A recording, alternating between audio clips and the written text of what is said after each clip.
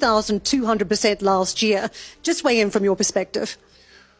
Well, I think I agree with a lot of what was said here. You know, I do think the first poster child of tokenization is really stablecoins. You saw, as Brian observed, you know, massive growth last year. I think, you know, went from, in 2024, $19 trillion of transactions on stablecoins last year. In 2025 is $33 trillion, so about 75% growth. I think many in our industry would say that's going to continue.